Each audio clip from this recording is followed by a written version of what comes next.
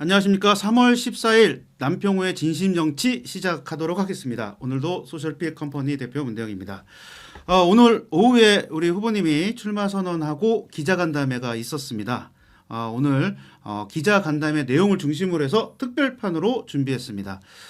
준실투쟁에 함께하시는 정의로운 시민 유권자분들과 함께하고 그리고 연대를 통해서 당선을 꿈꾸고 계시는 새로운 미래 강서갑 국회의원 후보 남평호 후보님 나오셨습니다. 안녕하세요. 네, 안녕하십니까. 오늘도 즐거운 유튜브 방송이 됐으면 좋겠습니다.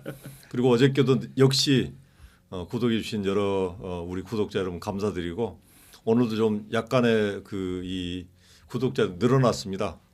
그래서 감사드리고요. 네. 여전히 진실투쟁과 더불어서 구독투쟁 여러분들께 부탁드리겠습니다. 네, 우리 유권자님들 그리고 당원님들 지지자분들 오늘 조금 좀 한가하셨어요. 100명 좀 넘게 들어오셔가지고 보통 200명 이상씩 이렇게 매일매일 지금 오시고 있는데 3만 명 되려면 정말 멀었습니다. 분발해 주십시오. 네, 그리고 오늘 옆에 오늘 특별 게스트가 나오셨는데요.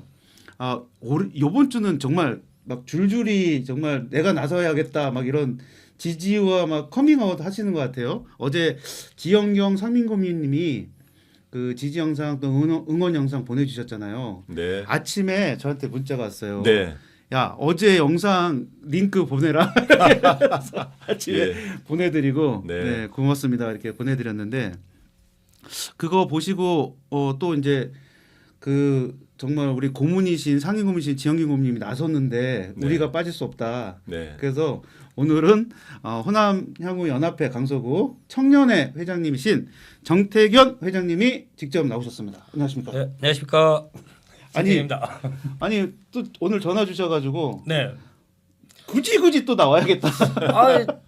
그렇지 않습니까? 저 연합회 그 상임 고문이신 지영기 고문님께서 네. 또 남평호 후보님을 네. 지지를 하시는데 네. 청년회가 가만히 있으면 되겠습니까? 그래서 흔쾌히 저도 우리 전화를 드려서 오늘 저도 좀 지지를 좀 해야겠다. 그래서 나왔습니다. 감사합니다. 네, 고맙습니다. 네. 오늘 안 그래도 그 기자간담회 때 나온 얘기인데 네.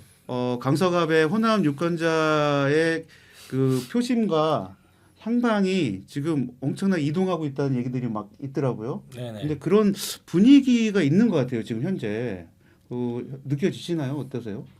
오늘 네. 어느 기자께서 네. 그 얘기를 하시더라고요. 네. 강서갑은 확실히 이 표심이 많이 움직이고 있다. 그래서 저도 뭐 그 느낌이 있죠. 느낌이 있고 그 호남 향우들께서 가끔 저한테 전화 주십니다. 옛날에 그러지 않았는데 남평호 이렇게 이 인물로 본다 그러면 괜찮다.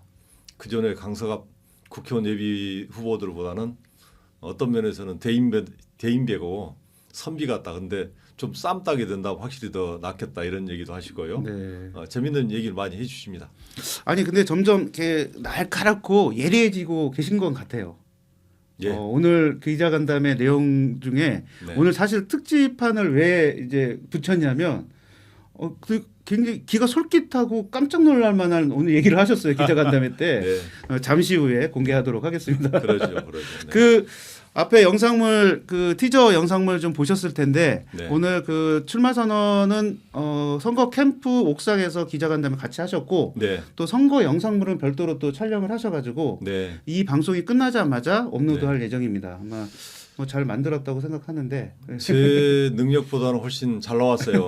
영상이 잘 나왔고 네. 우리 고생해 주신 네. 이 여러분들께 감사드려요. 특히 카메라맨 그때 너무 네. 추운 날 네네. 고생했었는데 제가 뭐 고맙다는 얘기도 못했어요. 이번 네. 기회에 감사하다 말씀드리겠습니다. 네, 좀 이따 잠시 후에 영상도 보시고 앞에 저희 티저 영상 이어지는 영상이 되겠습니다.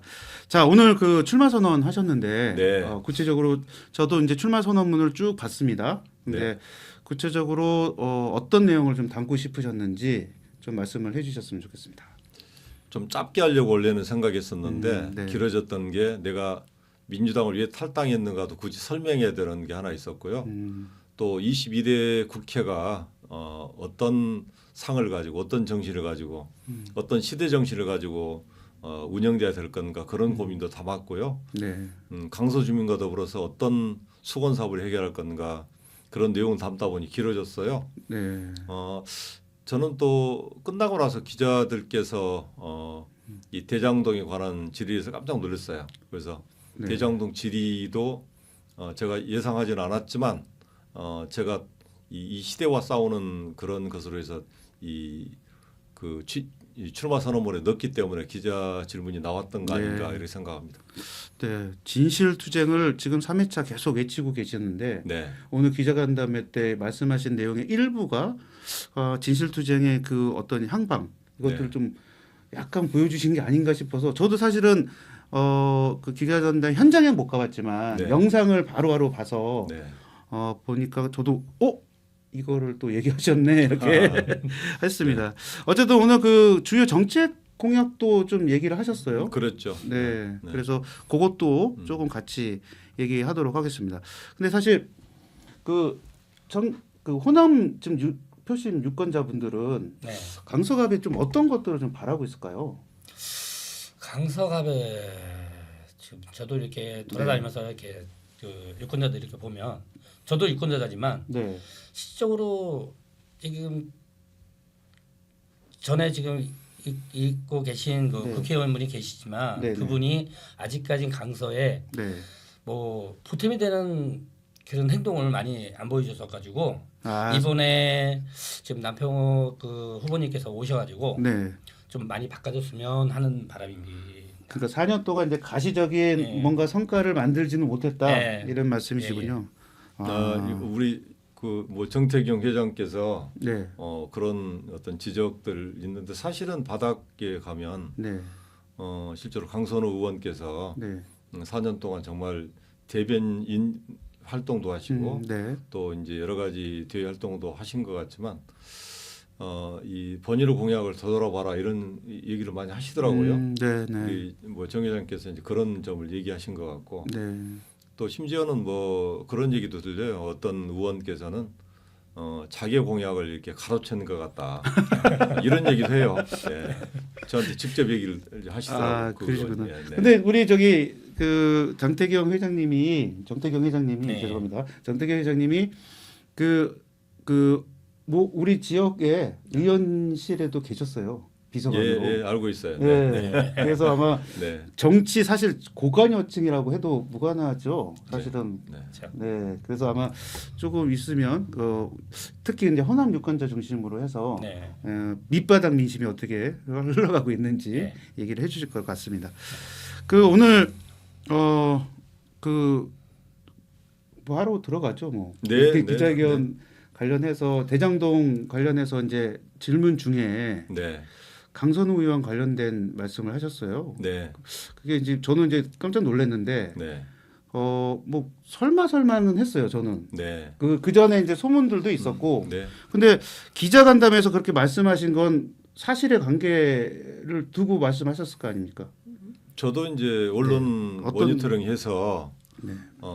그 쌍방울 관련 기부 쪼개기 의혹에 대한 보도를 봤었고 네. 또 이제 그 내용 자체가 대충 저는 뭐 대장동 카르텔이라고 하는 표현 자체가 네.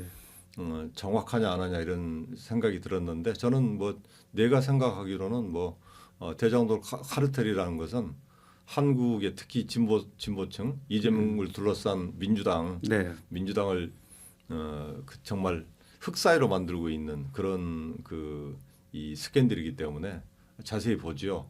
근데 대장동의 김만배하고 또 최우양이라는 쌍방울 부회장하고 네. 쌍방울 회장 김성태하고는 정확히 언론에 여러 차례 보도돼서 그 커넥션이 있었죠. 그리고 21년도 그 강선 의원이 후원금을 받은 것은 뭐 실제로 쪼개기 후원 받은 것은 이미 후원의 계좌를 통해서 보도가 됐었고 네. 맨 처음 1,000만 원으로 보도되다가 나중에 보니까 UPI 보니까 2천만 원으로 이렇게 돼 있더라고요. 저도 1,000만 원으로 네. 보도된 걸로 네. 확인했었는데. 근데 UPI 보니까 2천만 원으로 돼 있었고 또 끝나고 나서 이제 쌍방울 기부 물품을 6천만 원 상당 받았다. 근데 그걸 강선호 의원이 받은 건 아니겠지만 네. 그 기부를 강선호 의원 지역구에 네. 그 이 쌍방울이 기부를 해주고 근데 패턴이 비슷해요. 이 쌍방울의 패턴은 어쨌든 뭔가 좀 이재명 후보하고 관련 있는 사람한테 쪼개고 후원하고 또 기부 물품을 주고 이 패턴이 비슷하고 또 그때 이제 강선호 의원이 묘하게 그 이재명 캠프에 갔던 시기거든요. 아, 네. 그래서 이게 좀 나는 그 대장동 카르텔하고도 연관이 있다고 저는 이제 의혹을 가졌던 건데 그 이 보도를 보면서 이 강선호 의원이 맨 처음에는 그냥 이 모르는 사이다 이렇게 했다가 나중에는 네. 아마 어떤 사람이 그러던데 시인을 했다 또 그러더라고요. 아, 보도가 돼 있는 건 아니죠 아직. 보도가 돼 있죠. 아, 그렇습니까? 그때 당시에 제가 이 그 여러 가지 보도를 통해서 알았고요. 근데 이제 강선호 의원은 이게 이 의혹이 뭐 자기는 모르는 거다 해서 넘어갔는데 현재 민주당이 현재 어려워진 것 중에 하나는 모르쇠라는 네. 윤미향 사건이든 조국이든 이재명이든 분량은 다 모른다 그러잖아요. 근데 저는 어떤 의혹이든 간에 모른다면 끝나는 방식으로 이게 민주당이 이 사태를 이렇게 수습해왔잖아요. 김남국 코인도 그러고 네. 뭐 이런 의원들 대부분이 이 내로남불이고 범죄 사실에 대해서 모른다고 끝나다가 검찰 조사 받으면 시인하고 이 윤관석도 그랬잖아요. 돈 네, 범죄 네, 것도. 네, 네. 그 사실 저는 민주당의 어떤 타락이라는 것을 늘 이렇게 봐왔는데 그 타락의 어떤 핵심 고리가 저는 대장동 연결돼 있다 이렇게 생각하고 있어요. 그러니까 아니 그 대장동 사건과 관련해서는 이제 후보님이 이제 그 쭉 그 추적하고 네. 또 이렇게 밝히시고 계셨는데 우리 지역까지 이게 대장동의 네. 카르텔이 우리 지역의 의원까지 연결됐을 거라는 생각은 전혀 못 하고 있다가 오늘 그 말씀을 들으니까 이게 좀 그려지는 건 있는 것 같아요. 네, 그래서 지금 이제 쟁점은 두 가지네요. 네, 그 쪼개기 후원을 받은 2천만 원, 네. 그다음에 그 후원 물품이 뭐 얼마인지는 모르겠지만 6천만 원, 6천만 원 정도 예. 상당의. 네. 그럼 그건 어디 간 겁니까? 그 아마 강선호 의원이 사진 찍힌 거 보니까 네. 아마 경로당을 방문해서 일부를 주고 아. 또 일부는 어디로 갔는지를 잘 모르겠어요. 근데 몇 군데 나눠줬는지 아니면 혹시 예. 당시에 받으신 거 있으신가요? 아이고. 네. 쌍방울이면 네이나 뭐 이런 옷 같은 거 유효가 되지 않았을까? 양발 뭐 이런 뭐 거 그런 아니었을까요? 거죠. 그런 그런 거죠. 거였을 예, 것 같은데. 그런 걸 같아요. 그리고 이제 저는 뭐 강선호 의원한테 이 얘기 드리는 것은 선거라는 국면이 네. 일정한 정도 과거를 털고 나가는 네. 그런 이 역할을 해야 되고 네. 또 뭔가 과거를 털고 나가야지 미래로 나가는 힘도 생기고 그게 축제라고 하는 네, 맞습니다. 인간의 어떤 그 자정 작업을 통해서 좋은 공통지를 만드는 건데 이게 뭐 네거티브 뭐 이거 여부를 네, 떠나서 그래서 네. 저는 뭐 근거가 있다 그러면 본인이 반드시 해명하고 네. 또 그걸 몰랐다는 걸 이렇게 얘기할 게 아니라 네. 정말 쌍방울하고 어떤 관계에서 쌍방울을 만났는지 네. 본인이 만났다고 하셨으니까 네. 왜 만나야 됐고 쪼개기 이 소위 그 후원금? 후원금은 문제가 있는 거라고 생각해요. 그 불법이거든요, 사실. 네, 그렇죠. 기업이 후원할 수도 없는 건데 그렇죠. 기업이 이 몰빵해 준 거죠. 2천만 원이 적은 돈도 아닌 거고. 그렇죠. 그거 그렇죠. 분명히 해명을 해 주시면 좋겠다 이렇게 생각하고 있습니다.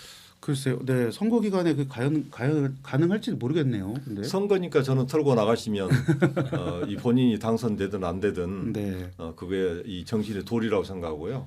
음. 저는 정치인들이 과거에 보면 그런 의혹들 특히 이제 저는 촛불 정부라고 하는 걸 주목하는 게 뭐냐면 촛불 정부가 성찰과 반성 위해서 촛불 정부가 만들어져야 되는데 네. 촛불이라는 거대한 이 국민저항을 통해서 만들다 보니까 맞습니다. 성찰과 반성 없이 그냥 국민저항의 전리품으로 권력을 만들어낸 거예요. 그렇죠. 그러니까 이 제가 속한 문재인 정부가 약간 저는 교만해졌다고 생각해요. 아, 네. 그러면서 이를테면 그런 이 자기들의 어떤 타락과 부패가 온당한 것처럼 당연한 어떤 보상이 된 것처럼 생각했던 거고 그게 대선 패배 이후도 반성하지 않았던 민주당의 일부 소위 지도 세력의 문제점 이걸 제가 들여다볼 수 있는 그런 계기라고 생각해요. 맞습니다. 그 사실 저희 다 촛불 그 혁명 때 네. 저는 한 12번 간 것 같아요. 거의 빠지지 않고 갔던 것 같고 예. 그 전부터 사실 그런데 많이 가셨었죠. 저도 근데 그 갔었죠. 그러니까 국민들의 열망이 뭐 1,000만 명 이렇게 그랬죠. 촛불을 들어서 모였던 것에 비하면 네. 사실 문재인 대통령 정부 네.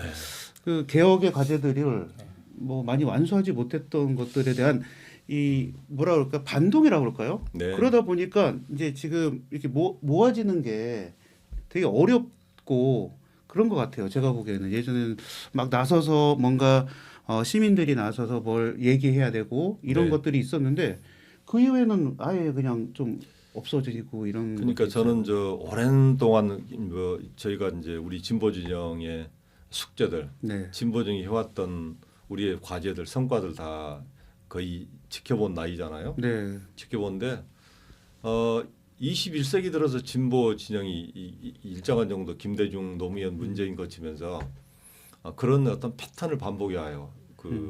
이 신자유주의하고 비슷한 내용으로 보면 어쨌든 보수 정권과 싸워서 이겨야 된다는 강박관념이 있고 네, 그렇죠. 승리 지상주의가 판치면서 승리를 위해서라면 우리 정도의 부패는 온전히 용인될 필요가 있다는 얘기인데 사실은 그게 우리 아까 어제도 얘기했지만 우리나라도 내전 상태에 돌입해 있다. 이 정치적 내전 상태라는 것은 이 국민의힘, 민주당 이게 나라보다 우선한 것처럼 싸워요. 근데 그럴 수가 없는데 어떻게 이 민주당이 그 나라의 아래에서 나라를 발전시키기 위한 정치를 얘기하지 나라의 어떤 기득권과 이익이 민주당을 위해 존재한 것처럼 얘기하느냐.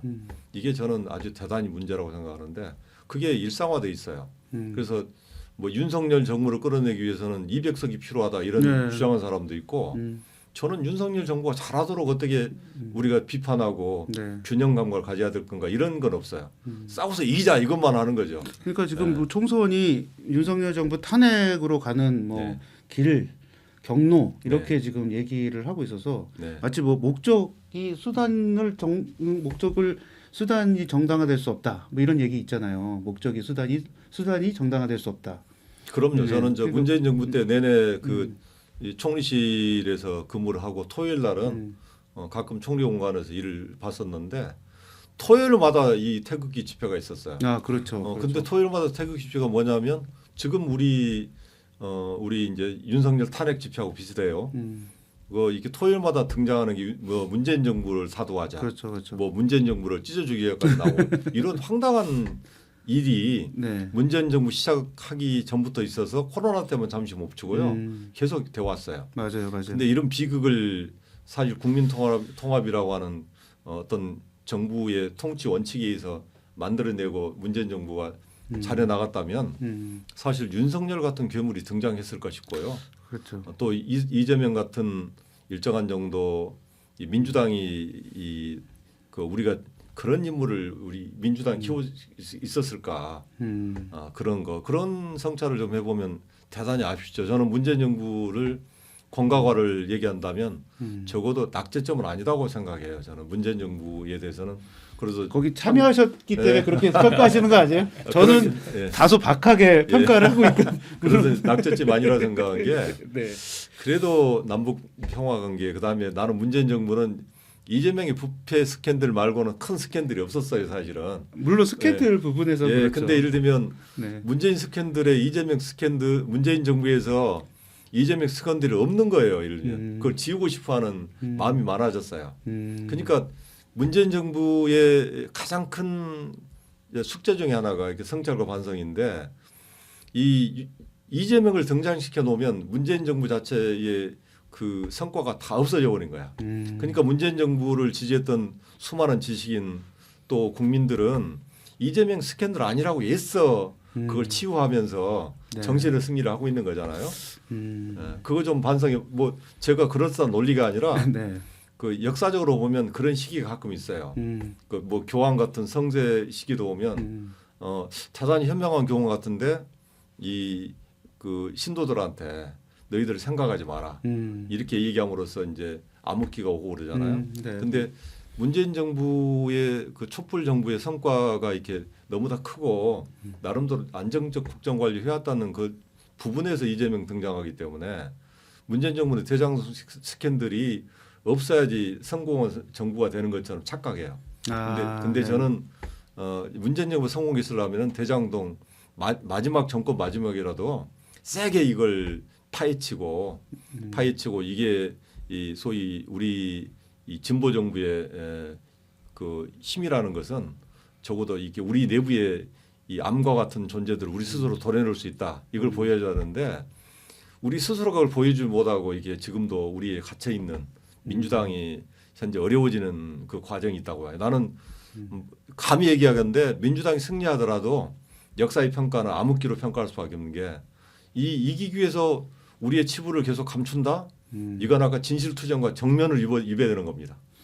그러니까 약간 이제 그 담론 자체가 되게 거대하게 갔는데 사실은 그 문재인 정부의 성과와 이것을 감추기 위해서 대장동을 정확하게 파헤치지 않았던 측면도 있다는 말씀이잖아요. 저는 지금. 그렇다고 봐요. 네, 예, 그렇게, 제가 당시에 나도 이제 좀 뭐 정부의 고위층들하고 이 루트가 있어서 가끔 연락하고 만나기도 하고 그랬는데 당시에는 그 대장동이 대선 이슈가 되면 그냥 가라앉힐 거다 이렇게 생각하는 우리 내부에 그 좀 약간의 정책 결정하는 사람들의 판단이 있었어요.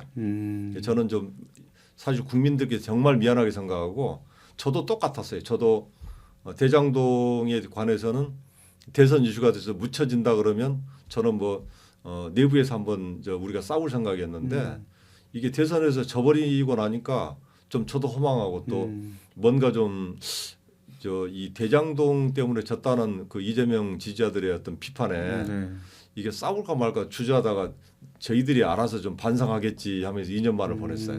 근데 반성하기는커녕 대장동에 대한 반성 세력은 오히려 대장동 때문에 졌다 이렇게 오히려 이 적반하장의 어떤 태도를 보이면서 저는 이 진보 세력이 정말로 암흑기에 들어섰구나 이런 생각을 하게 됐습니다. 네, 일단 대장동의 카르텔이 강서구에도 어두운 그림자를 드리고 있는다. 이렇게 저는 그 대장동은 강서구뿐만 아니라 민주당 이번에 그 공천도 보면 대장동 관련 변호사 5명이나 공천이 됐잖아요. 네, 그렇죠. 그건 비극이죠. 비극이고 사실 대장동 치부를 숨기기 위한 이재명 공천이라고 생각해요. 게다가 나는 이재명 측근들 보면 이재명 8.1을 정말로 저렇게 해서 민주당이 발전할까? 저는 뭐 이재명 사상이 있거나 이재명이 정책이 있거나 이재명이 업적이 있어서 이재명 8.1 한다면 저는 찬성합니다. 이번에 공천 받은 사람에서 이재명이 기본소득을 들고 나온 국회의원들 용해인 말고 없어요. 기본소득 자체가 정책이 아니라고 그런지를 모르지만 없어요. 그다음 이재명 정책이 또 뭐 있습니까? 뭐 다른 게 뭐 있어요? 그 정책적으로 예를 들면 이재명 정책이 좋으니까 내가 공천 받아서 이재명의 사상을 이 현실에 적응할 수 있도록 내가 정치를 하겠다. 이런 정치가 있었나요? 전부 다 이재명 지키겠다 나선 사람이 있었지만 왜 지켜야 하는지를 설명한 사람 없어요. 이재명이 검찰 정권에 탄압을 받는다 이런 걸 설명하는데 아니 죄가 있으면 그게 탄압입니까? 죄가 있으면 당연히 뭐냐면 국가는 그 죄를 이렇게 그 공익을 위해서 국가의 존재를 위해서 파헤치는 게 국가의 역할인데 그걸 막겠다 하는 게 민주당이면 민주당 해체돼야죠 그러면. 아니 근데 후보님 오늘 4일차 방송인데 갑자기 확 달라지셨어요. 어제까지 신부님 모드에서 그래요?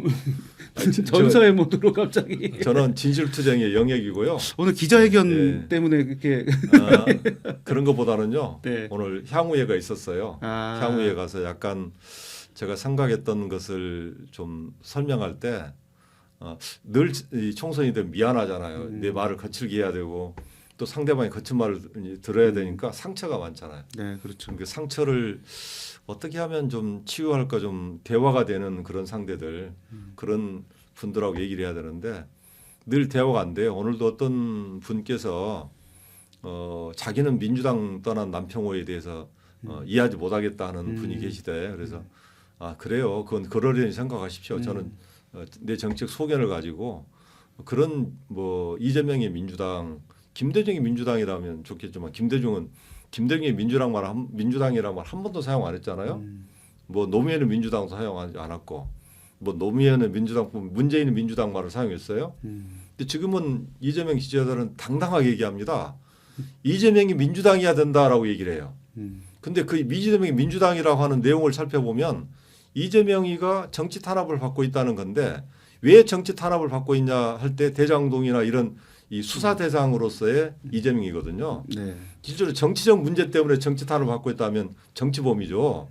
근데 수사의 문제를 가지고 정치 탄압을 받고 있다는 것은 거짓말입니다. 그건 전 세계적으로 있을 수 없는 얘기고 뭐 부패했기 때문에 현직 대통령이 조사받을 수 있는 거죠. 그리고 부패 때문에 야당 대표 조사받을 수 있고 구속될 수 있는 거라고 생각해요. 근데 이재명 지지자는 한결같이 이 수사의 대상이 된 걸 정치의 대상으로 생각을 해요. 그건 완전히 가치를 오도하는 겁니다. 근데 이제 그 뭐 대부분의 이제 민주당을 열성적으로 지지하시는 분들 입장에서는 부당하게 그 재판을 받고 있다라는 생각도 하고 또 이제 그 이재명 대표와 조국 혁신당 대표가 오버랩 되면서 뭐 이런 그 느낌을 받고 있잖아요, 사실. 그래서 그런 그러니까 거에 대한 정확한 뭔가 어딘이 그러니까 필요하지 않을까. 이재명 대표의 거짓말 시리즈를 하나 내가 오늘 첫 번째 소개할게요. 네네, 알겠습니다. 재밌게 들어주시기 바랍니다. 네. 제가 어느 날 이렇게 이 성남 어느 시민으로부터 이렇게 파일 하나 받았는데 뭐 그 물어보더라고. 2014년도에 이를테면 이재명 파일 중에 하나가 이 논문 반납 사건이 있었어요. 아, 네네, 맞습니다. 논문 반납이 있었는데 그 가천대학교 네. 논문을 반납했는데 네. 사실은 별거 아니에요. 네.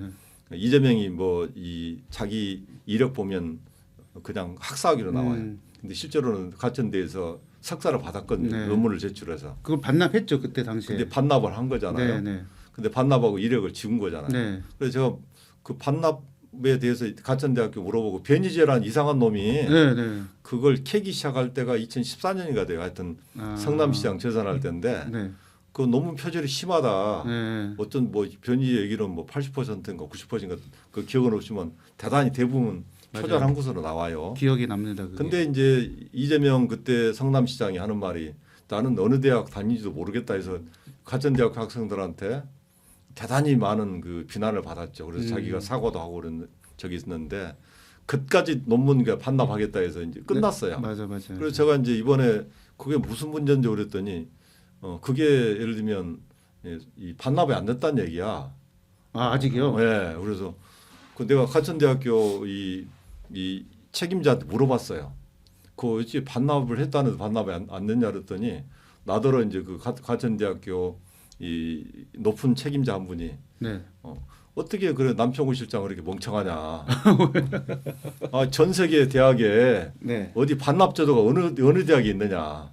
논문 반납 제도는 세계 어느 대학도 없다. 이재명 본인의 반납 소동일 뿐이지 반납이라고 하는 제도가 없는데 우리가 어떻게 반납을 받냐. 그걸 이재명의 교묘한 워딩으로 국민들 속이는 거다. 이 소위 가천대학교 고위직에 계신 분이 간부가 그렇게 저한테 멍청하다고 질책을 하면서 그러더라고. 그러면 지금 석사 학위가 유지되고 있는 거네요? 유지되죠. 그러면 그 논문 거기서 좀 찾아봐야겠네요.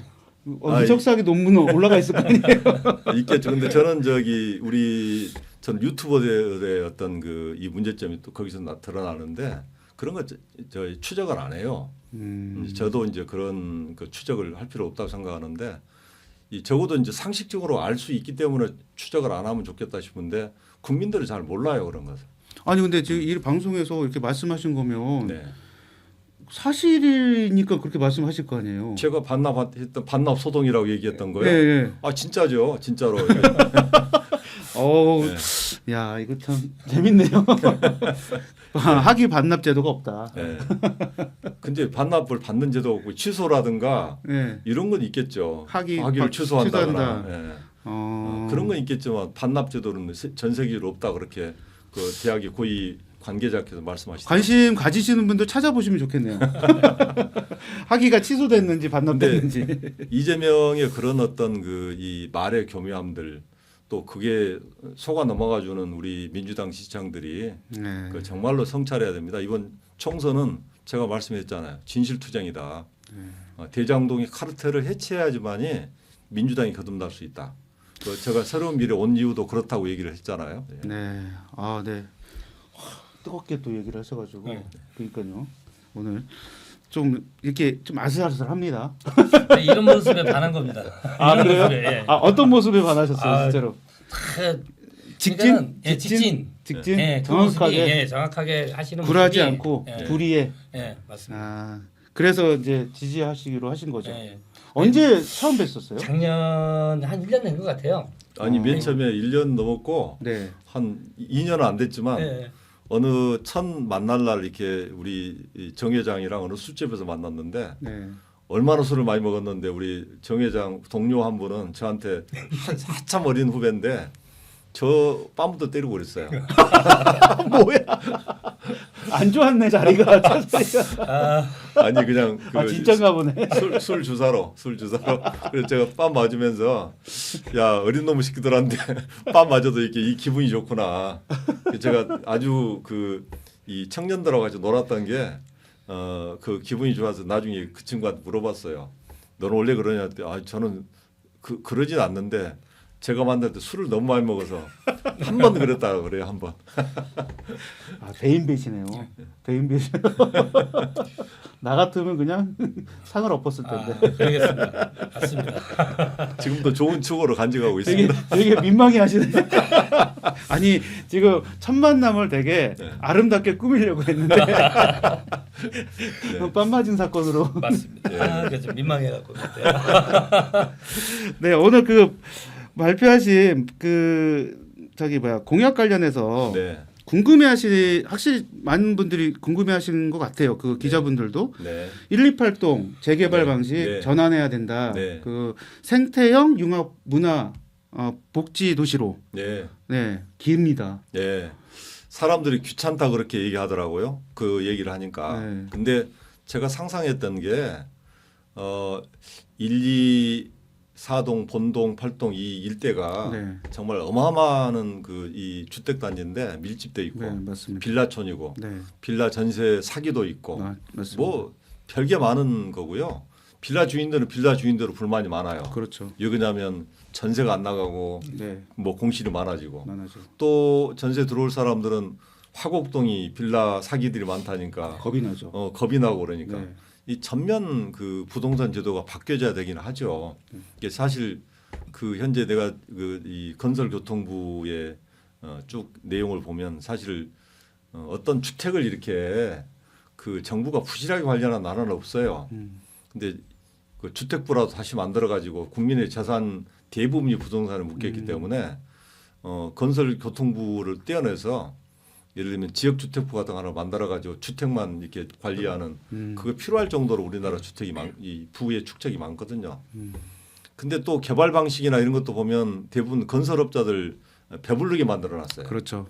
뭐 모아타운이든 광역형이든 뭐 여러 가지 규정도 만들어 놓고 건설교통부의 관료들의 이 소위 직무 태만이 딱 보이는 거거든요. 근데 저는 직무 태만이라고 얘기할 게 아니라 좀 지혜를 짜내면 좋겠다. 근데 여전히 오세훈 이 서울시장 네. 김태우 청장이 뭐 화곡을 마곡으로 하면서 마곡 사람들 혼을 훌리거든요. 흘렸었죠. 실제로 많은 표를 얻었어요 이분들이. 실제로 도움이 네. 됐습니다. 네. 실제로 물어봤더니 네. 아니 그렇게 오랫동안 뭐 2, 3년 동안 개발한다 한 다음에 흘러온 지역이 화곡동 일대인데 맞아요. 그걸 이제 오세훈 딱 시장 들어서서 김태우가 내세운 거잖아요. 네. 화곡을 마곡으로. 근데 모아타운 방식으로 이렇게 10만 평당 이하를 모아가지고 네. 뭐 모아주택으로 이 모아주택으로 하겠다.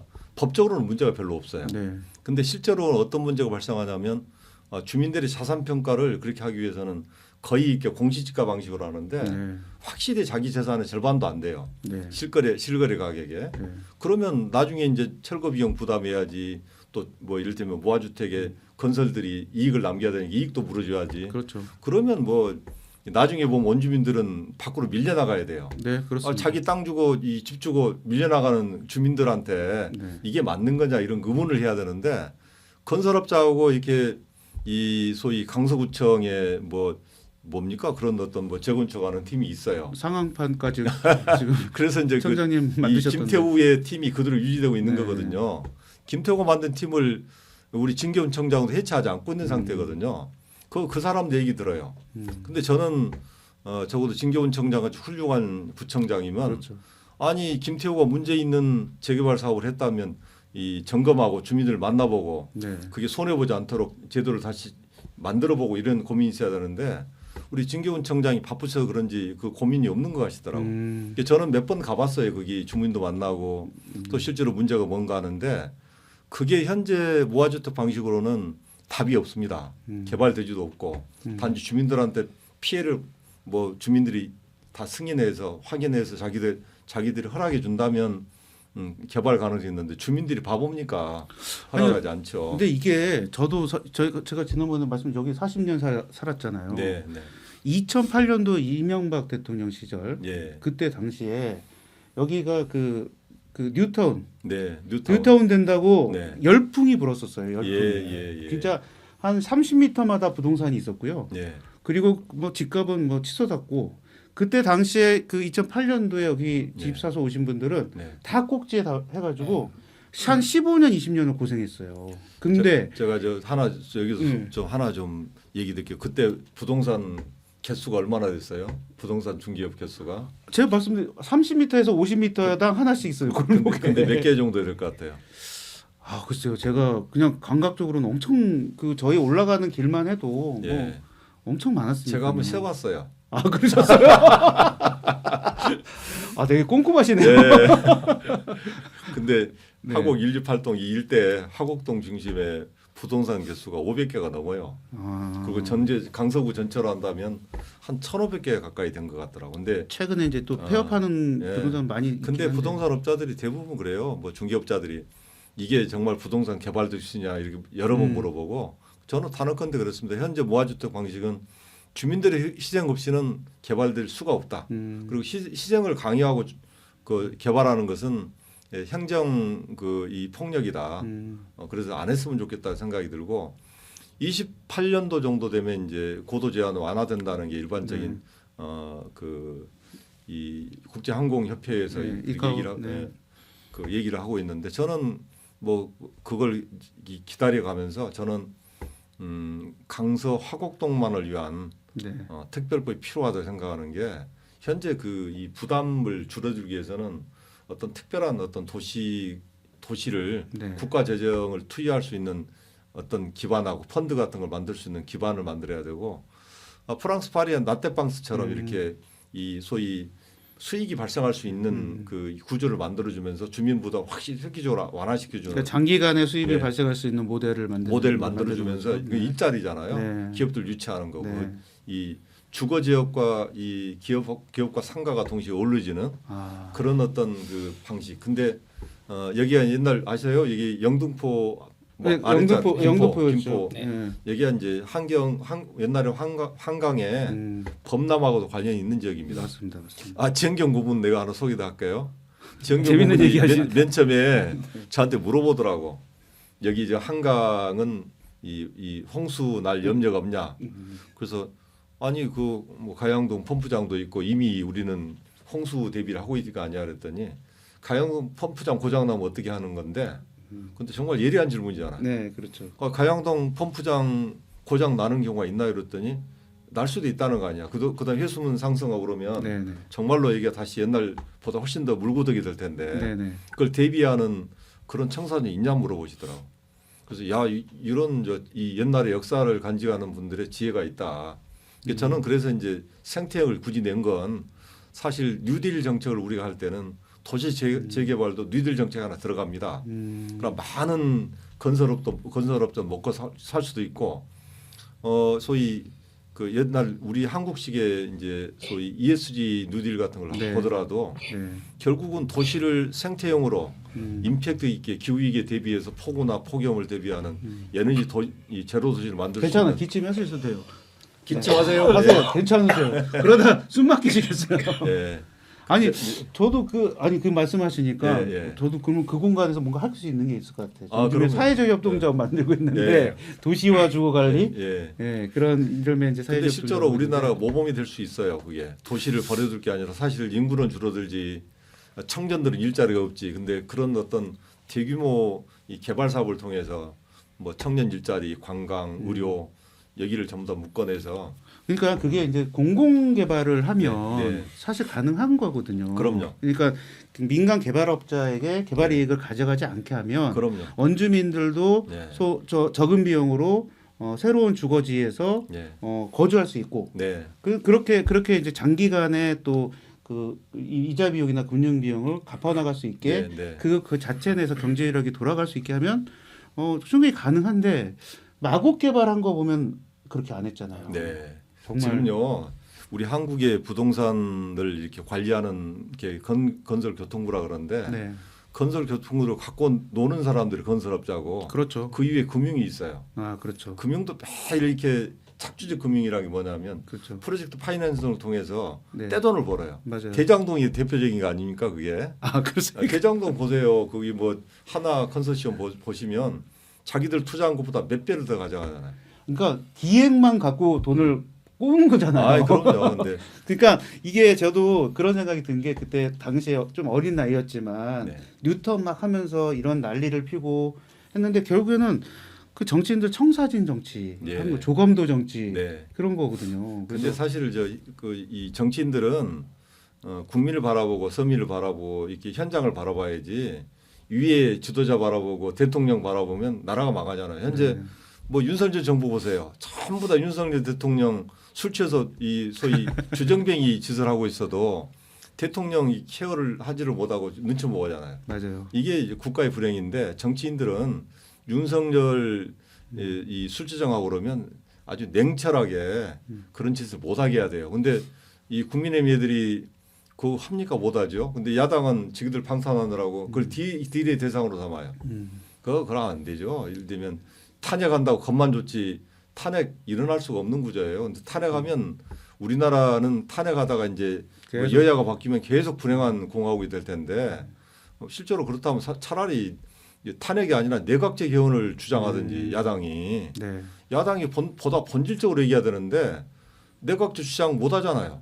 이재명 대통령 만들려고. 결국엔 이제 예. 그렇게 하려면 이제 내각제를 해야 되는 거죠. 다당제로 하고 저는 연합정치를 하고. 대통령 중심제를 선호하는 편인데 야당이 정말로 탄핵을 자꾸 그렇게 밥 먹듯이 하는 것은 공화국 자체가 불행해진 게 아니라 국가가 망하는 겁니다. 그래서 이 소위 그런 본질적인 사고를 해야지 야당 정치인들이 말이 안 되는 얘기를 하면서 뭐 표를 달라 의석을 달라 이렇게 하잖아요.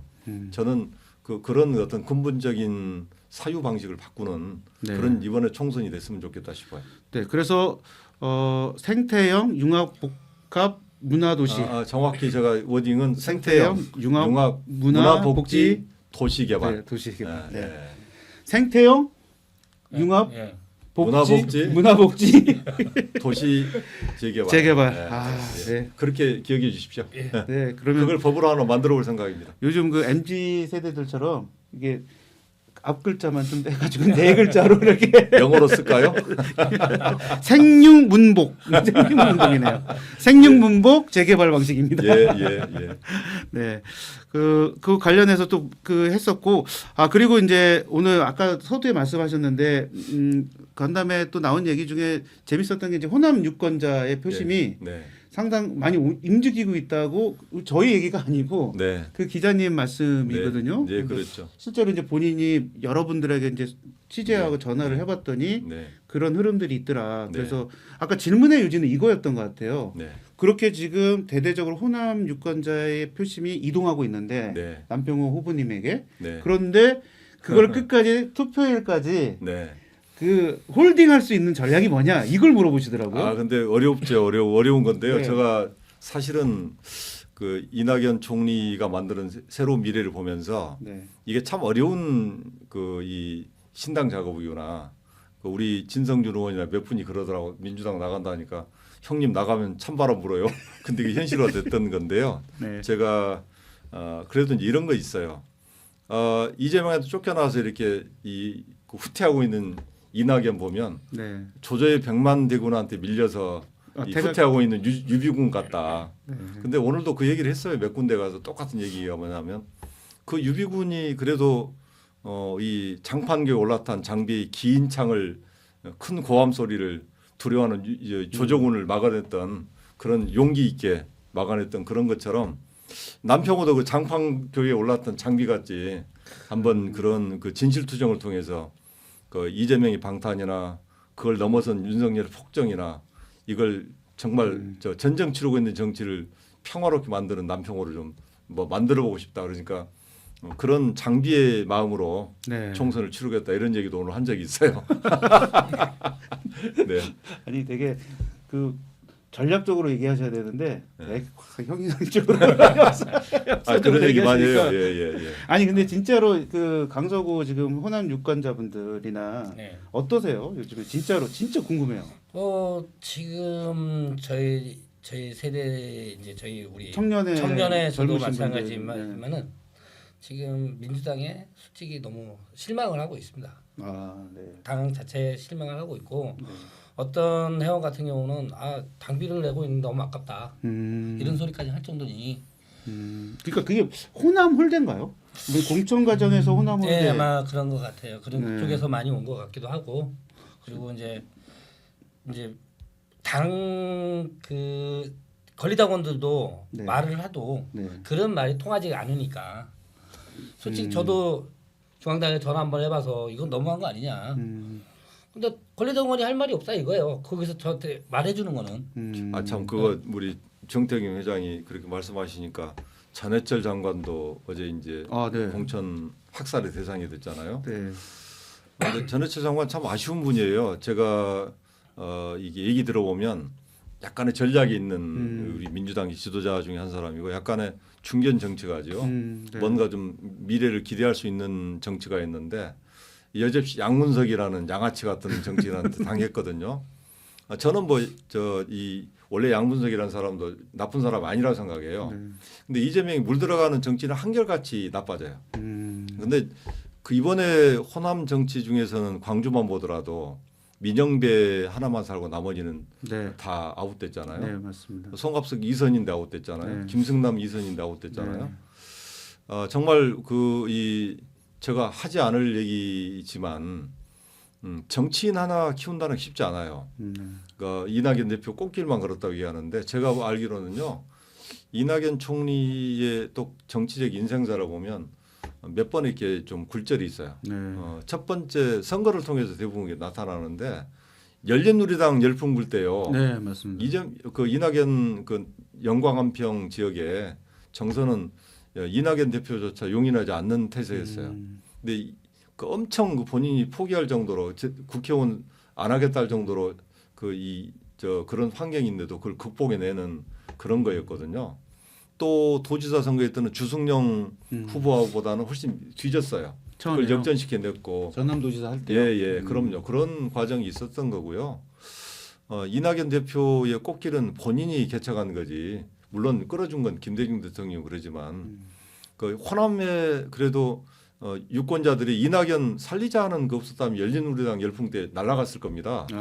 그리고 이낙연 조직이 없었던 주승용 후보하고 경쟁할 때도 이낙연 같은 사람 우리가 도지사 만들자는 그런 얘기 없으면 날아갔을 거예요. 왜냐하면 그 이낙연 대표의 약점도 많이 있으니까 날아갔을 텐데 그걸 본인의 이 능력으로 돌파해냈거든요. 일부의 이 민주당 의원들이 이낙연은 전라도에서 그냥 정책이기 때문에 편하게 국회의원했다, 도지사했다 그러지만 제가 아는 이낙연 이 대표는 그런 이 폭풍력 같은 이 전선을 2번이나 뚫어냈던 사람이고 저는 이번에 호남 내려간 것도 그런 돌파를 하려고 내려간 거니까 저는 그 호남 정치인들을 학살한 거 보면서 좀 이낙연 총리가 이 민영배하고 대결해서 이겨서 그 학살에 호남 사람들이 주저하지 않고 이게 극복할 수 있다는 걸 보여주는 그런 모범적인 선거가 됐으면 좋겠다. 이게 광산을 선거했으면 좋겠다 이런 생각을 갖고 있습니다. 서울에서 지원 유세하시는군요. 아니 저는요. 네. 저는 그 아까 충분히 이길 수 있을 것 같아요. 예, 좀 아까 분위기가 이렇게 달아오르고 있어서요. 제가 이긴다 그러면 네. 그건 이 강서에 있는 이 각성된 청년들, 네. 가난하고 약자들의 어떤 힘, 호남 양우들의 어떤 힘이 보태져서 이기는 거지. 제가 잘나서 이긴 건 아무것도 없을 것 같은데요. 그거 제가 강서에서 이기면요, 제가 이재명급은 됩니다. 아, 그렇게 되겠죠. 예, 내 유동규 얘기를 뭐 개항에 나간 유동규 얘기를 들어봤는데 유동규가 그렇게 얘기하더라고. 이재명 하면 나도 못할 거 없다. 이재명 할 수 있는 거 다 할 수 있다. 더 잘할 수 있다 얘기하는데 유동규 얘기를 하면서 묘한 이렇게 이 카타르시스가 있었어요. 아니 그 유동규까지 가시면 또 예. 그건 이제 유동규 씨 얘기 들으면서 느꼈던 건데 네. 저는 이재명 대표에 대해서 한때 내가 좋아했던 팬으로서 그러니까요. 예, 늘 가슴 아픈 게 좋은 정치가들은 자기 성찰과 반성을 통해서 거듭나는 거다. 또 이 반성과 성찰 없는 정치가는 반드시 올라가게 돼 있다. 저는 뭐 버니 샌더스를 좋아하는 이유가 끊임없이 젊은 사람과 호흡하면서 자기 그렇죠. 정치를 성찰해내잖아요. 진보는 그런 거죠. 진보는 보수랑 싸우는 게 아니라 보수를 설득할 수 있는 힘이 진보라고 저는 생각해요. 근데 진보 세력이 지금이야말로 이 성찰과 반성을 통해서 보수 세력 정도는 우리가 항상 포용하고 미래로 갈 수 있는 그런 어떤 전략과 전술을 가졌으면 좋겠다. 이런 제안을 드려봅니다. 아, 네. 좋습니다. 뭐 호남 유권자 표심 얘기하다가 이제 이상해 그런데 나도 이게 가다가 이렇게 늘 옆으로 새요. 하고 싶은 얘기가 너무 많으셔서. 그러니까 이 쏟아내야 되는 그런 거에서 그래요. 예. 자, 후보님 이제 거의 이제 끝으로 선거사무소 개소식이 예. 지금 일정이 잡혔더라고요. 개소식을 안 하려 그랬는데 네. 이 저희가 뭔가 좀 뭐 이 개소식을 하면 비밀 병기가 노출될 것 같아서 안 하려 그랬는데 노출시키지 말고 그냥 개방형 토크쇼를 하자. 네. 누구든지 와서 이 남평호가 누군지를 알아보고 또 남평호의 선거 전술이라는 게 어떤 걸 이렇게 공개하는 게 좋겠다. 그래서 이번 주 일요일 날 네. 10시부터 오후 5시까지 이 하루 종일 개방하기로 하고 올데이 파티라고 예, 이렇게 예. 명명하셨더라고요. 예, 올데이 파티를 하고 네. 오후 2시에 몇 사람이 이렇게 좀 외부의 사람들이 오거나 그러면 네. 약간의 약간 메인 이 토크쇼 그게 2시인가요, 그러면? 2시 정도 해보려고 그래요. 아, 그럼 누가 오시나요? 잠깐 글쎄 공개 좀 해주세요. 아마 그때 공개할 텐데요. 아니 미리 공개를 해주셔야지 개소식에 가죠. 예, 혹시 이낙연 대표님 오시나요? 뭐 정우성도 오고 이낙연 대표도 오를 텐데요. 정우성이요? 예, 정우성? 전부 다 네. 제가 만든 거고요. 네네. 아마 올 수 있으면 좋겠다 이런 거죠. 대표님 예. 오십시오. 아까 이낙연 대표님 얼마나 지금 강산을해서 당선되기를 이렇게 간절히 얘기를 하시는데 오셔가지고 좀 힘 좀 주시고 가시면 좋을 것 같은데요. 네. 저는 뭐 우리 이낙연 총리께서 강산을 해서 이렇게 된다 그러면 뭐 쉽게 승리할 수 있다고 생각하는데 네. 그럼에도 불구하고 광주의 정서를 광산을만 묶을 게 아니라 적어도 광주 전체에 이낙연의 그동안 들씌워졌던 악마와 내지는 억울하게 만들어진 여러 가지 가짜 프레임들이 이번 총선을 통해서 극복되기를 바라는 거기 때문에 네. 굳이 안 오셔도 뭐 제가 알아서 잘 할게요. 안 올 것 같아서 그러신 것 같아요. 아니 요청조차도 안 했습니다. 네, 네. 네. 그래서 이렇게 네, 방송으로 네. 혹시나 전달이 되거나 하면 예. 네, 또 좋아하시는 분들 많더라고요. 이낙연 대표님 저는 여전히 인기 많으시고 제가 보니까 저는 뭐 제가 가끔 이렇게 만나는 사람 중에서 아까 오해하는 사람들 네. 이낙연이 여전히 악마로 믿는 사람이나 가짜 프레임에 갇혀서 이낙연 때문에 이재명 고통받는다. 또 이낙연 때문에 뭐 대선 졌다. 이낙연이 나쁜 놈이다. 이런 믿음이 있는 사람이 있어요. 근데 그분들하고 언제 제가 다 모두 초대해서 네. 정말 그 이유가 뭘까 좀 들어보고 싶어요. 네. 저는 이낙연 뭐 총리라고 약점이 없는 건 아닌데 뭐 그렇게 이를테면 인간적으로 모멸감을 당할 정도로 나쁜 짓 했냐 그런 거 없어요. 그다음에 저 이재명 쪽에서 자꾸 얘기하는 뭐 옵티머스 관련자다, 네네. 뭐 조국을 쳤다, 추미애를 쳤다, 뭐 이재명을 음모를 꾸몄다 전혀 없습니다. 전혀 없기 때문에 저는 자신하건데 그렇게 믿는 사람들한테 한번 여쭙고 싶어요. 정말 이낙연 대표가 뭐가 잘못한 거 있다면 그 근거를 좀 제시했으면 좋겠어요. 근데 다 달라. 예를 들면 이 대선 그 경선에 승복 안 했다 그러는데 이 당의 그 당헌의 해석을 기다리는 시기가 3일이 있었어요. 네네. 그걸 승복 안 했다고 만들어내고 대장도 아까 같이 적반하장으로 범죄를 저지른 사람이 따로 있는데 그걸 이낙연 대표가 일부러 만들었겠어요, 그걸. 근데 남평호가 이렇게 파헤쳤던 것을 이낙연 범죄로 이렇게 뭐 만들어 보려고 하는 시도들 웃기는 거죠. 나는 아까 대장동 카르텔이라는 것은 여야 정치인들, TK 지역, 그다음에 성균관대 법조인들 그런 사람들 뭐 이 기업들 호남 기업들 혜택을 본 기업들 많고요. 이런 과정에서 카르텔이 이낙연의 이재명의 권력형 카르텔로 만들어진 거다. 이걸 제가 늘 얘기를 하고 싶어요. 네. 끝까지 우리 이낙연 후보에 대해서 이렇게 애정과 신뢰를 가지고 이렇게 아니 그 이낙연 대표가 그 잘못했다 그러면 제가 비난하죠, 비판하죠. 근데 이 정도 얘기 듣고 만약에 들으셨으면 안 오시면 이상한 겁니다. 네, 어쨌든 3월 17일 일요일 날 10시부터 5시까지 하고 메인 스테이지는 2시에 네, 오시면 네. 좋은 분들을 또 만날 수 네, 있다고 네. 하시니까 우리 지지자분들 가볍게 오셔가지고 함께 힘 주시면 좋을 것 같습니다. 네, 오실 거예요? 저 그날 네, 오신다고요? 네. 청년의 우리 회원들과 같이 오시면 되고 우리 저도 청년- 청년의 회원입니다. 우리 정 회장이 못 오시면 이제 회원들 몇 분 보내주시겠죠. 네. 뭐. 예. 네. 자, 오늘 그 정말 정말 뜨거워지고 계세요, 후보님이. 저 뜨거워질랍니다. 네, 다음 주는 어떤 상황이 발생할지. 제가 전쟁을 끝내러 온 사람이잖아요. 네, 네. 전쟁을 하러 온 거 아니니까 네. 여러분들 그거 좀 주목해 주세요. 저는 전쟁을 치르지는 않을 겁니다. 평화를 어떻게 만들 건가에 대한 솔루션이 첫 번째 진실투쟁인 거니까요. 네. 진실에 주목해 주십시오. 네. 오늘 방송 마치면서 오늘 남평호 후보님 출마 선언 관련한 영상이 같이 업로드될 예정이니까 보시는 분들 좀 왜 우리 남평호 후보님이 어떤 대의를 가지고 출마하셨는지 잘 보실 수 있을 겁니다. 그 좋아요, 구독 많이 좀 해주시면 좋을 것 같고요. 그 다음에 내일 정도 해서 일요일 날 쓰실 네. 티저 영상이 준비되어 있으니까 네. 그때 오시는 분들한테도 틀어주시고 네, 네. 내일 일요일 전에 공개를 할까 말까 그러고 있습니다. 그러니까 예. 오늘 구독자 올라가는 거 봐서 내일 네. 티저 광고도 영상도 같이 올려드리도록 하겠습니다. 내일도 또 만나실 수 있는 거죠, 우리? 당연요. 저는 네, 뭐 매일. 매일매일 투쟁입니다. 네, 매일매일 네, 네. 투쟁이고요. 네. 그리고 여기 출연하신 모든 다른 분들이 또 디플이 가가지고 네. 다른 기획을 좀 해보자 이런 얘기들도 많이 지금 나오고 있어요. 그래서 네. 주말 사이에 뭐 지증 토크도 해보자 막 이런 얘기도 하고 있어서 또 다른 컨텐츠로 여러분들 좀 찾아갈 수도 있을 것 같습니다.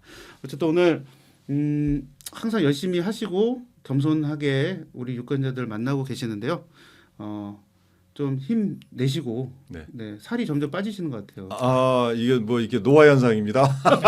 아니 정말 네. 힘드신 게 보여요 사실은. 근데 정말 전쟁 중에 장수가 네. 다른 사람들에게 뒷모습을 안 보이게 한 노력을 하시는 모습이 옆에서 보면 좀 안쓰럽다 뭐 이런 생각도 좀 아이고 들더라고요. 뭐 네. 저 걱정하지 마시고요. 네. 우리 문대영 대표께서 네. 우리가 이렇게 저는 뭐 가끔 천주교 얘기를 많이 하는데 저도 마테오. 네. 저는 프란치스코입니다. 근데 언제나 우리 네. 교회의 이 교리 중에 하나는 이게 은총이라는 게 있어요. 네. 카리스마라고 하는데 교회 말로 카리스마가 은총이에요.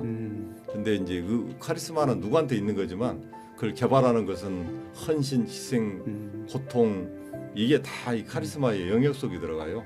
저는 고통스러움을 늘 즐기도록 하겠습니다. 네, 고맙습니다. 우리 지지자 여러분들 그리고 방송을 보시는 시청자 여러분들 그리고 오늘 어렵게 우리 정태경 회장님 네. 오셔가지고 너무 큰 힘이 됐고 한 말씀 해주세요. 저 시청자 여러분, 남평호 저 후보님을 믿어주시면 강서구가 발전합니다. 꼭 부탁드리겠습니다. 야, 감사합니다. 진심이 느껴지십니다. 네. 네, 시청자 여러분, 내일 다시 만나 뵙도록 하겠습니다.